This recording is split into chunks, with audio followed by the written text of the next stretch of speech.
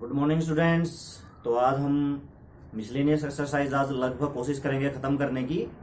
Second chapter हमारा miscellaneous हमारी चल रही है और सम हम 8th पे पहुंच चुके हैं। कोशिश करेंगे कि आज खत्म कर दें। अगर कोई सम रहता है तो कोई बात नहीं, उसको अगली क्लास में ले लेंगे अगले चैप्टर के साथ, ठीक है।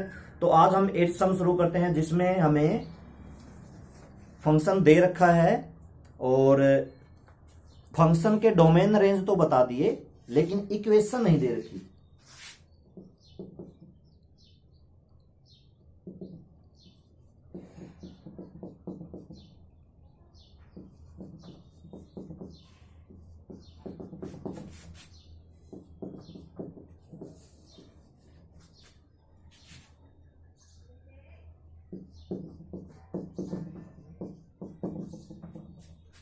देखो ये कैसा फंक्शन है, लीनियर फंक्शन है।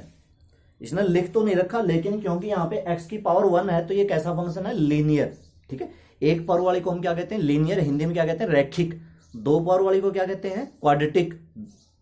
क्या कहते हैं, द्विघात, हिंदी में द्विघात, ठीक है, क्वाड्रेटिक। तो ये एक पावर वाली है मतलब लीनियर है। अब इसमें ये a और b की वैल्यू निकालनी। सबसे पहले डोमेन और रेंज की बात हम करते हैं। डोमेन क्या होता है, जो पुट करते हैं। रेंज क्या होती है, जो वैल्यू आती है। अच्छा, यहाँ पे फर्स्ट एलिमेंट डोमेन का होता है, दूसरा रेंज का होता है। तो ये वैल्यू देखा जाए तो x की होती है ना। जब कोई फंक्शन ऐसे दे रखा हो कि y is equal to x square, तो जैसे मैं x की वैल्यू 1 पुट करूंगा तो y की वैल्यू 1 का स्क्वायर क्या आ जाएगा, 1 आ जाएगा। फिर बाद में हम इसका पेयर बनाते हैं ऐसे, ठीक है। अब इसमें y की जगह क्या दे रखा है, ये दे रखा है, समझो। ये 1 किसकी वैल्यू है, x की। दूसरी 1 किसकी वैल्यू है, पूरे fx की, क्योंकि fx बराबर किसका होता है, y के। इस बात को नोट करो, fx किसका बराबर होता है, y के। इस चैप्टर में fx को ही हम y लिखते हैं। कभी कभी fx लिख देगा, कभी कभी y लिख देगा। तो fx y दोनों बराबर होते हैं। तो ये वैल्यू किसकी है, x की, और ये वैल्यू किसकी है, fx की। ये वैल्यू किसकी है, x की, और ये वैल्यू किसकी है, fx की। बारी बारी से रखो।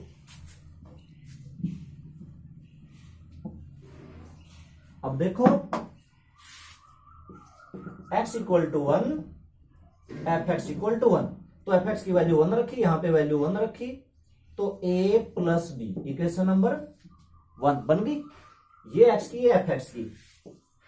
x equal to 2, fx equal to 3। तो ये वैल्यू 3 मैंने यहां रख दी, इक्वल टू a। x की जगह मैंने क्या रख दिया, 2 रख दिया, प्लस का b। तो ये क्या बना, इसको थोड़ा ठीक लिख लेते हैं ना। इसको इक्वेशन नंबर 1 नहीं नाम देते, इसको लिखते हैं हम a plus b equal to 1 equation number 1। इसको भी ऐसे लिखते हैं 2a plus b equal to 3 equation number 2। अभी आपको सोल्व करनी है और जैसे 10th में करते थे उसी तरीके से करना है। इक्वेशन 2 में से 1 सब्ट्रैक्ट कर दो। मैं इसी के नीचे कर देता हूं, आप अलग से लिख लेना, ठीक है। आपको एक लाइन लिखनी पड़ेगी। आप क्वेश्चन करते हो तो आपको पूरा लिखना पड़ता है। Subtract 1 from 2।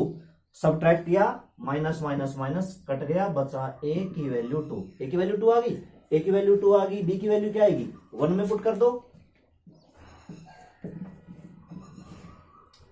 2 plus b equal to 1। b की वैल्यू कितनी आ गई, -1 आ गई।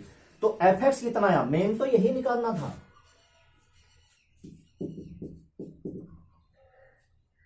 टू a -1, b की वैल्यू -1 है ना, तो 2a -1, ठीक है। बाकी नहीं, फंक्शन नहीं बताना था, a और b की वैल्यू बतानी थी, ठीक है। बस यहीं तक हमारा क्वेश्चन पूरा हो गया, ये भी नहीं लिखना आपको, ठीक है। तो a की वैल्यू 2 और b की वैल्यू -1, ठीक है। और देखते हैं अगला सम।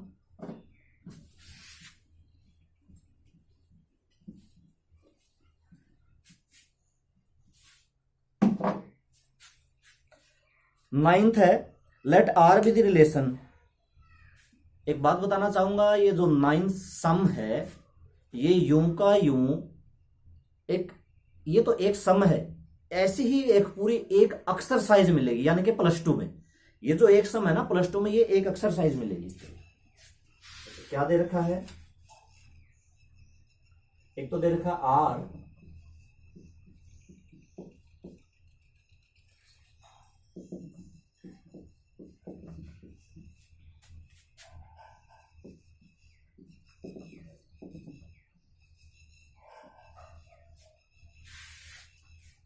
ये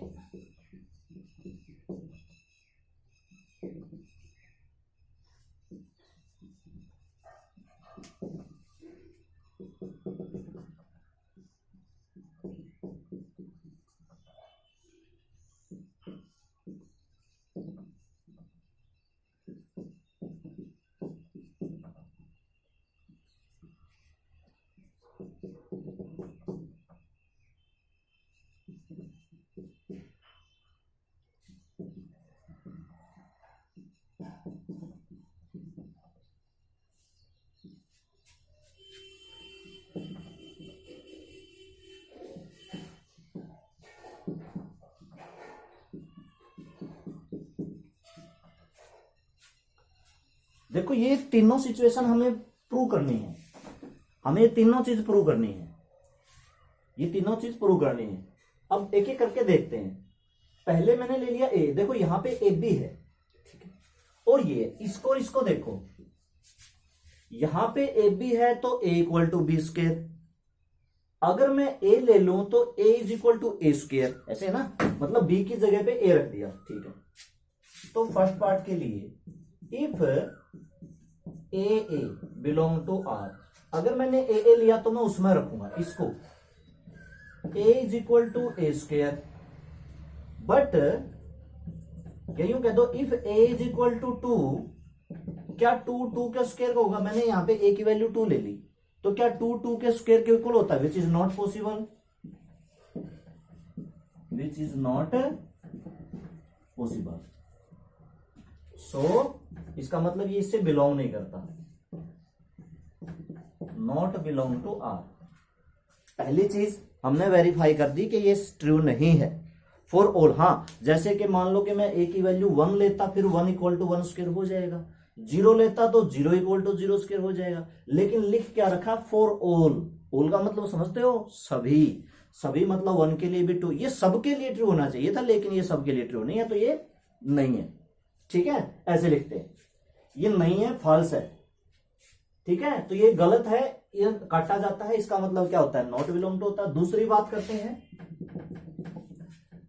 ए बी बिलोंग टू आर, अच्छा सही है, A equal to B square, A B का मतलब A is equal to B square, B A का मतलब B equal to A square, ऐसा ट्रू होगा। अच्छा एग्जांपल लेते हैं, इफ मैंने पहले लिया, पहले मैंने क्या लिया, 4,2 ले लिया,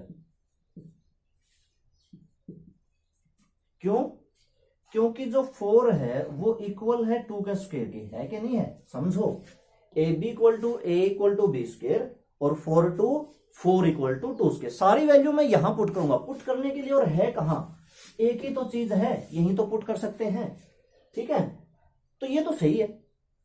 अब ये क्या कहता है, उल्टा करो, बीए करो, मतलब 4 की जगह 2 कर दो और 2 की जगह 4 कर दो, ये सही है, नहीं, ये गलत है ना, विच इंप्लाइज, या यहां लिख दो 2,4 नॉट बिलोंग टू आर, ये भी गलत हो गया, दोनों चीजें गलत हो गई, ठीक है, हाँ ठीक है, फॉल्स लिख दो, ये क्यों इसने पूछ रखा है ट्रू है कि नहीं है, तो विच इज फॉल्स, ये क्या है, फॉल्स। समझ गए होगे, मेरे हिसाब से समझ गए होगे, इतना ज्यादा मुश्किल नहीं है। अगला देखो, तीसरा पार्ट, ये क्या कहता है, अगर ए बी हो, मतलब A is equal to B square हो, बी सी भी ट्रू हो, इसने लिख नहीं रखा लेकिन ये ट्रू है, मतलब बी इक्वल टू भी सी स्क्वायर हो, तो क्या ए सी ए इक्वल टू सी स्क्वायर होगा, इंप्लाइज का मतलब यही होता है, इंप्लाइज का मतलब ये दोनों तो ट्रू हैं, हमें ये तीसरी प्रूव करनी, तो ये दोनों ट्रू हैं, इनके बारे में मत सोचो, इनकी तो सिर्फ वैल्यू पुट कर दो।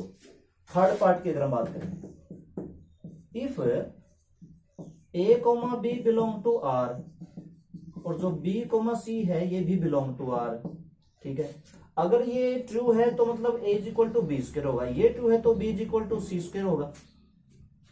अब प्रूव क्या करना है, पहले ये सवाल समझ लो, प्रूव क्या करना है, मैं यहां पे लिख देता हूं, क्या प्रूव करना है, ए सी मतलब A is equal to C square, ये चीज हमें प्रूव करनी है।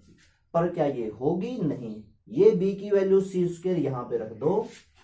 अगर मैं यहां पर रख दूंगा तो ये सी स्क्वायर का स्क्वायर, मतलब ये तो सी की 4 हुआ, और होना क्या चाहिए था? ये भी फॉल्स है, सारी फॉल्स है इसमें। ठीक है, तो समझ गए होगे। थोड़ा सा याद रखना कहां कौन सी वैल्यू पुट करनी। वैल्यू सिर्फ हमने यहीं पे पुट करनी। पहले ए बी था, ये इक्वल टू बी स्क्वायर लिया। बीसी था, b equal to C square ले लिया, क्योंकि बीसी पेयर बीसी का बन गया ना, तो ए बी को बीसी में कन्वर्ट करना है। तो ये एसी, तो ए बी को एसी में कन्वर्ट कर दिया। ठीक है, फिर मैंने देखा भाई ये चीज होनी चाहिए थी, ये तो नहीं हुई, ये होगी, तो ये तो फॉल्स है। ठीक है, तो ये हमारा सम था 9th। अगला देखते हैं।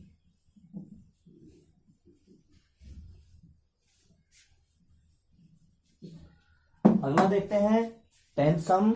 ये हमारा रॉन्ग हो चुका है। 10th में क्या है?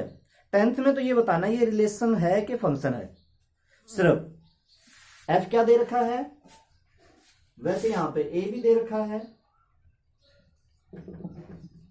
ए दे रखा 1 2 3 4,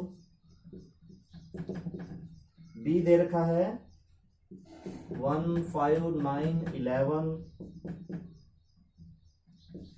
15 और 16।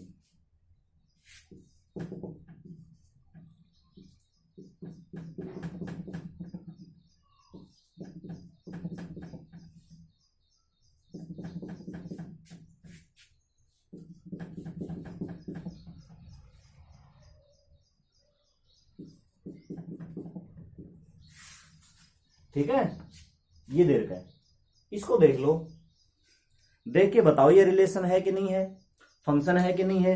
फर्स्ट पार्ट में तो ये पूछ रखा है इज रिलेशन। रिलेशन की क्या कंडीशन होती है? क्या कंडीशन होती है कि जो ये एफ होता है, ये एफ भी लिख सकता है, आर भी लिख सकता है, कुछ भी लिख सकता है। एफ लिख दिया, चलो इसमें एफ लिख रखा ना, हाँ एफ लिख रखा है। तो ये किसका सबसेट होना चाहिए? ए क्रॉस बी का है। मैं क्या लिखूं? Because f is subset of a cross b. पहले थोड़ा सा सोच लो, क्या एक्चुअल में ए क्रॉस बी का सबसेट है? अगर मैं ए क्रॉस बी करूंगा तो क्या बनेगा? 1 1 1 5 1 9 1 11 1 15 1 16, 2 1 2 5 2 9 2 11 2 15 2 16, 3 1 3 5। तो इससे बाहर तो नहीं कोई एलिमेंट? ऐसा तो नहीं कि जो ए क्रॉस में बी में आएंगे उससे बाहर कोई एलिमेंट आ गया हो। क्या 1 5 ए क्रॉस बी में आएगा? 1 5 है, 2 9 2 9 है, 3 1 3 1 भी है, 4 5 4 5 आएगा, 2 11 2 11 आएगा। बिल्कुल सही है, तो ये रिलेशन है। सो इट इज रिलेशन, बस और कुछ नहीं लिखना। So it is a relation.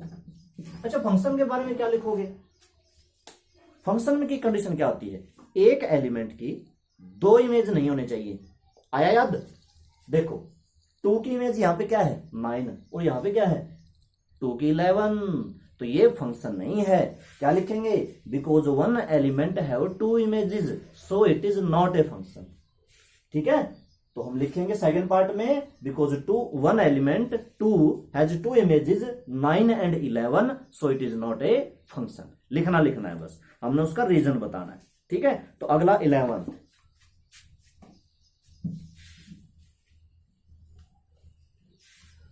आपको पता होना चाहिए बस फंक्शन क्या होता है, डोमेन क्या होता है, रेंज क्या होता है। सम मुश्किल नहीं है, उनको एक्सप्रेस करना मुश्किल हो जाता है। ठीक है, अच्छा 11th सम है। 11th में भी क्या पूछ रखा है? फंक्शन है कि नहीं है। अरे बताओ, f a b comma a plus B,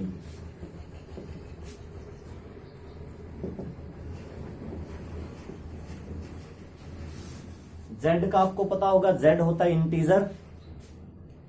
अब हमें बताना है क्या ये फंक्शन है। फंक्शन की वही डेफिनेशन है, एक एलिमेंट की 2 इमेज नहीं होने चाहिए। ठीक है, यानी कि एक का 2 के साथ पेयर नहीं बनना चाहिए। जैसे पिछला में था ना 2 9 और 2 11, 2 पेयर बने हुए थे 2 के, ऐसे 2 पेयर नहीं बनने चाहिए। तो वो प्रूव करने के लिए मैंने यहां पे लिया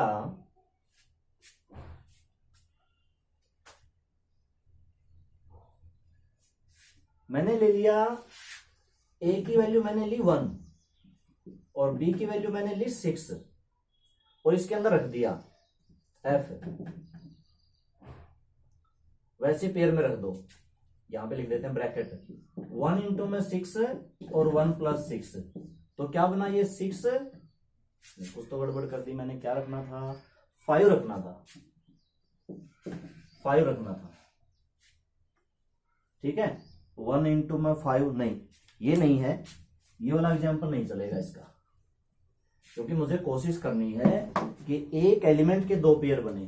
तो मैं यहां पे 1 और b की वैल्यू मैं ले लेता हूं 8, तो यहां पे मैंने रखा 1 इंटू में 8 और कोमा यहां पे मैंने रखा 1 प्लस 8, ठीक है। तो देखो 1 इंटू में 8 बना और ये बना 9 थी। आगे फिर से, एंड इफ a की वैल्यू मैंने रखी 2 और b की वैल्यू मैंने रखी 4, तो ये 2 इंटू में 4 कोमा 2 प्लस 4, 2 इंटू में 4 कितना होता है, मल्टीप्लाई है ना 8, और 2 प्लस 4 कितना होता है 6। देखो फिर से 2 पेयर बन गए। अच्छा ये क्या कहता है, ए बी होना चाहिए जेड, तो मैं कुछ भी वैल्यू ले सकता हूं, कुछ भी ले सकता हूं। अब 8 का पेयर 9 के साथ भी है, 8 का पेयर 6 के साथ भी है, इसका मतलब 8 की भी 2 एलिमेंट, वो 2 इमेजेस हो गई।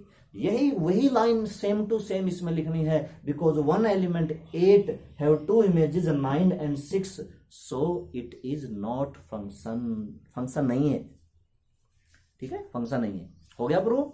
अगला देखो लास्ट, आज इस आज खत्म हो जाएगा।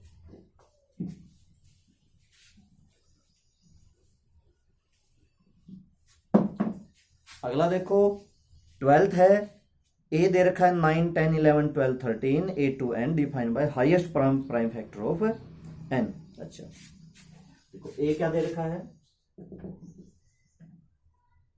9 10 11 12 13, और एक चीज दे रखी है ए टू एन, एक और दे रखी है the highest prime factor of n, ठीक है। अब ये तो सेट है, इसका तो आपको पता है। ये भी एक फंक्शन को लिखने का तरीका है, यहां पे हम डोमेन लिख देते हैं, यहां पे रेंज, इस तरह से कई बार लिखा जाता है, एफ आर टू आर, हमें पता चलता है ये डोमेन, इसको कई बार कोडोमेन भी कहते हैं, और रेंज, ठीक है, एफ एन टू एन, ये डोमेन होता है, ये यहाँ पे कोडोमेन भी होता है, रेंज भी होता है, ठीक है। कोडोमेन और रेंज में मामूली सा फर्क है, मैं बताऊंगा, अभी सम को कर लेते हैं। और यहां पे क्या देखा, हाईएस्ट, हाईएस्ट, तो highest prime factor of n. अब एन की एन किसका एलिमेंट है, इसका, तो एक एक करके मैं रखूंगा 9, F9 highest prime factor of, highest prime factor of 9, बताओ 9 का प्राइम फैक्टर बताओ, हाईएस्ट प्राइम फैक्टर कौन सा होता है, 9 का हाईएस्ट प्राइम फैक्टर कौन सा होता है, 9 का हाईएस्ट प्राइम फैक्टर 3 होगा। 9 के टोटल कितने होते हैं, 1 होता है, 3 होता है, 9 होता है। ये भी प्राइम नहीं है, ये भी प्राइम नहीं है, हाईएस्ट प्राइम तो यही है, ठीक है। उसके बाद 10 किस किस से भाग होता है, 1 से होता है, 2 से होता है, 5 से होता है, खुद 10 से होता है। देखो खुद 10 नहीं लेना, ठीक है, क्योंकि 10 तो प्राइम है भी नहीं। अब बच गए 2, 1 भी प्राइम नहीं होता, बच गए 2 और 5, तो हाईएस्ट कौन सा है, 5।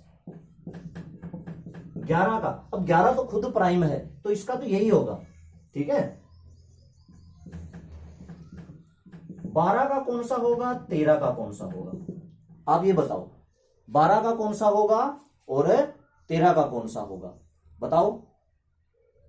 12 किससे भाग होता है, 3 से होता है, इससे बड़ा वैसे 4 से भी होता है लेकिन प्राइम नहीं है, 6 से भी होता है लेकिन प्राइम नहीं है, 12 से भी होता है लेकिन नहीं है प्राइम, तो 3 लेना है। 13 खुद प्राइम है तो इसका 3 आ गया, 13 तो खुद प्राइम है और 13 से ही भाग होगा, हमने बताया ना हाईएस्ट प्राइम, हाईएस्ट। अब जैसे मैं कहता हूं 20 का हाईएस्ट प्राइम बताओ, तो आप 20 किस किस से डिवाइड होता है और उनमें सबसे बड़ा कौन सा है, वैसे 20 20 से भाग होता है लेकिन प्राइम नहीं है, 20 10 से भाग होता है लेकिन प्राइम नहीं है, 20 होता है 10 से छोटा 5 से और वो प्राइम भी है, तो 5 लिखा जाएगा।